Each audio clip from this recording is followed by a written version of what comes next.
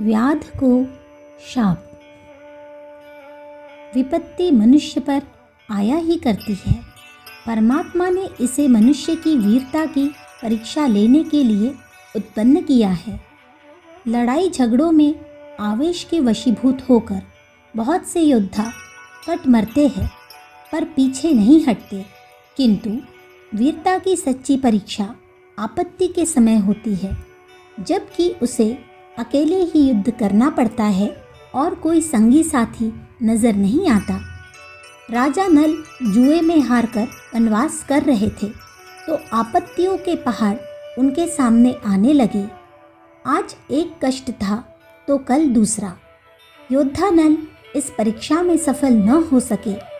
कष्ट और कठिनाइयों से भयभीत हुई बुद्धि किंग कर्तव्य विमूढ़ हो गई। रानी दमयंती को अकेली सोती हुई छोड़कर नल रात्रि के निविड़ अंधकार में कहीं अन्यत्र दूर देश को चले गए। प्रातःकाल दमयंती सोकर उठी तो उन्होंने उस भयानक जंगल में अपने को बिल्कुल अकेला पाया। आगे का मार्ग वे जानती न थी। भोजन व्यवस्था का, आत्मरक्षा का भी कुछ प्रबंध उनके पास न था। पुष्पों के पालने में पली हुई और राजमहलों में हाथों पर रहने वाली राजकुमारी के लिए यह दशा बड़ी ही दुखदायक थी। ऐसी विचित्र स्थिति में अपने को पाकर रानी की आंखों में आंसू बरसने लगे। वे ईश्वर से प्रार्थना करने लगी कि हे नाथ, मेरी रक्षा करो। सच्ची प्रार्थना कहीं ठुकराई थोड़ी ही जाती है। उसके हृदय में दैवी किरण प्रस्फुटित हुई। साहस की एक ज्योति चमकी। उसी के प्रकाश में इस कठिन वन में से बाहर निकलने का रानी ने प्रयत्न आरंभ कर दिया। घास पात खाती हुई, नदी नालों में तृषा शांत करती हुई, वृक्षों के नीचे रात्रियां व्यतीत करती हुई रानी दमयंती उन वन को पार करने के लिए यात्रा करती जाती थी। एक दिन एक बड़ा भारी अजगर रास्ते में दिखाई पड़ा। यह सर्प इतना विशाल, विकराल और विषधर था कि रानी को सहज में निगल सकता था। यह भूखा अजगर रानी को देखते ही शिकार प्राप्ति की ओर प्रसन्नता में जीभ से होठ चाटता हुआ दमयंती की ओर लपका। रानी का धैर्य टूटने लगा। वह एक करुणा भरी चीख से भगवान को पुकारती हुई चिल्लाई।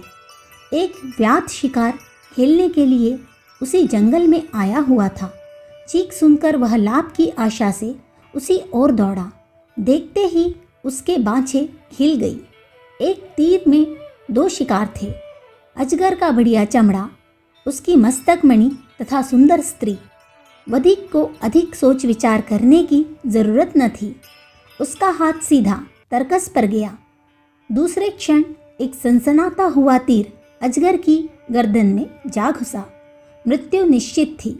सर्प को कुछ ही क्षण में प्राण त्याग देने के लिए बाध्य होना पड़ा। रानी ने एक ठंडी सांस ली। उसने अनुभव किया कि ईश्वर ने उसे बचा दिया। व्याध वृक्षावलियों को चीरता हुआ शिकार के पास आया। सर्प मरा हुआ पड़ा था। चमड़ा और मणि के लिए उसे निश्चिंतता थी। उसे कुछ क्षण बाद निकाल लिया जाएगा। अभी तो उसे उस सुर सुंदरी को अपनाना था। वह धीरे धीरे रानी के पास पहुंचा और कपटमयी मधुर वाणी में रानी को तरह तरह से ललचाने फुसलाने लगा। उसके वार्तालाप का सारांश क्या है, यह समझने में रानी को देर न लगी। उन्हें प्रतीत हो गया कि व्याध सतीत्व का अपहरण करना चाहता है। धर्म की सगी पुत्रियां इस भूतल पर अग्नि की पवित्रता का साक्षात प्रतिनिधित्व करने वाली प्रतिमाएं महिलाएं ही है। यह नारकीय विश्व सती साध्वी देवियों के ही पुण्य प्रताप से ठहरा हुआ है। अन्यथा माता वसुंधरा इतने भार से व्याकुल होकर कब की रसातल चली गई होती। दमयंती जैसी सती पर वधिक की बातों का क्या प्रभाव हो सकता था।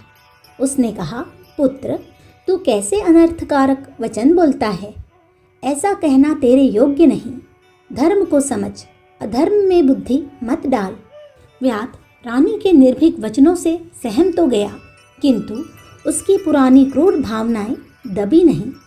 जिसने निरंतर अपनी बुद्धि को दुष्कर्मों में लिप्त रखा है, वह अपनी विवेक बुद्धि को खोलकर निर्लज्जतापूर्वक कर्म कुकर्म करने पर उतारू हो जाता है। व्याध बलपूर्वक रानी का सतीत्व हरण करने के लिए तत्पर हो गया। स्थिति बड़ी पेचीदा थी, परंतु धर्म तो अमूल्य वस्तु है, वह तो प्राण देकर भी रक्षा करने योग्य है। रानी इस मर्म को समझती थी। वह अकेली थी तो भी सत्य उसके साथ था। सत्य का बल 10 सहस्त्र हाथियों के बराबर होता है। उसका मुकाबला करने की शक्ति बड़े से बड़े अत्याचारी में नहीं होती। रानी का धर्म तेज उबल पड़ा। वधिक जब आक्रमण करने पर तुल ही गया तो रानी ने अपने संपूर्ण शरीर और मानसिक शक्ति के साथ उससे युद्ध किया और सत्य की दैवी सत्ता के कारण उसे मार गिराया।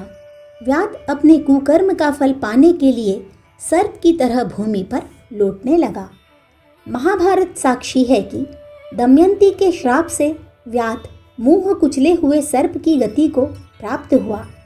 आज भी धर्म की साक्षात प्रतिमाएं, बहनें और पुत्रियां अपने आत्म तेज के साथ गुंडों और कुकर्मियों का साहसपूर्वक मुकाबला करे तो उन दुष्टों को भी सर्प गति ही प्राप्त करनी पड़ेगी, चाहे वे देखने में आसुरी बल से कितने ही बलवान प्रतीत क्यों न होते हो। अखंड ज्योति, जुलाई सन 1944, पृष्ठ संख्या 13-14।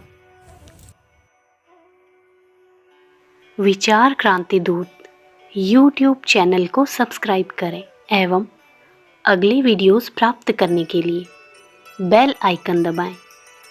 धन्यवाद।